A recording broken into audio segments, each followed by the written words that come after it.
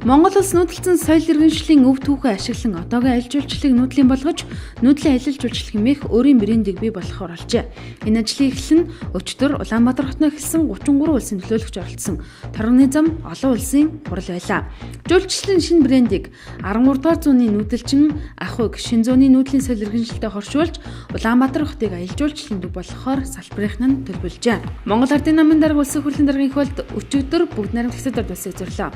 Бүгд найрамдагчдад улсад 10 дугаар сарын 14-өөс 17-ны хооронд олон улсын улс төрийн намуудын чуулга улсад болох бөгөөд түүнд оролцох юм а. Мөн дээрх уулзалт үеэр Хятадын албаны хүмүүстэй уулзахаар болжээ. Галт зэвсгийн тухай хуулиар 21 нас хүрсэн Монгол улсын иргэн хинч хууль зүй дотоод хэргийн яамныг баталсан журмын хүрээнд хагас автомат бүх хуулийн дагуу эзэмших хэрэгтэй юм а.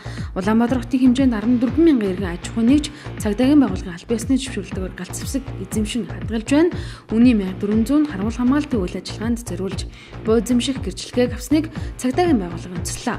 Мөн дээр хэрэгтийн дунд 7-8 буу хуулийн дагуу эзэмшиж байгаа иргэнж байна. Учир нь 2015 оны 9 дугаар сарын 1-ээс шинжилгээтэй хэрэгжиж эхэлсэн галт зэвсгийн тухай хуульд нэг иргэн яг хэдэн буу эзэмшиж болох вэ гэдгийг тусгаагүй юм а. Монгол Ардын нам олон бусармаг зүйлийг засаж залруулах олон төрлийн ажил хийж байгаа. Наад зах нь гадаад дотоод зээл тусламж өрийг зориултын бусаар зарцуулсан хууль бус үйлдэл илэрсэн. Үүнийг залруулахын төлөө засгийн газар ажиллаж байгаа. Жишээ нь Чингис Бондын зарцуулалтаар хийсэн шалгалтын үр дүнд 1.3 ихний төгрөгийн зөрчил илэрсэн. Энэ нь засгийн газар бодлогогүй үйл ажиллагаа ажил хариуцаж байсан хүмүүсийн хууль бус үйлдэлтэй холбоотой гэж харагдаж байгаа.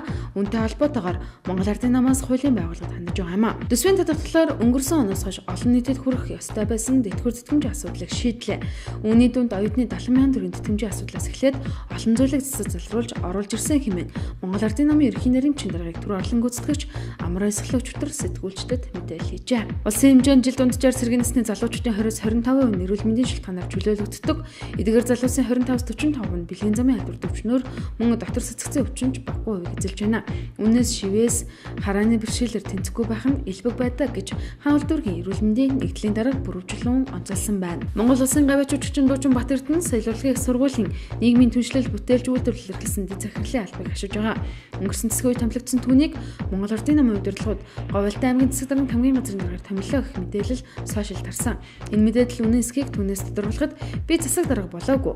Энэ бол худлаа мэдээлэл. Би соёл урлагийн их сургуультай ажиллаж байна гэж хариулжээ. Засгийн газраас ирүүлсэн захиалгын дагуу төрийн албаны зөвлөлөөс 10 шахам агентлагийн дарганы тодорхойлох сонгон шалгуултыг өнгөрсөн өдрүүдэд зохион байгуулсан бөгөөд эцсийн байдлаар өчигдөр нэрсэн тодорчээ.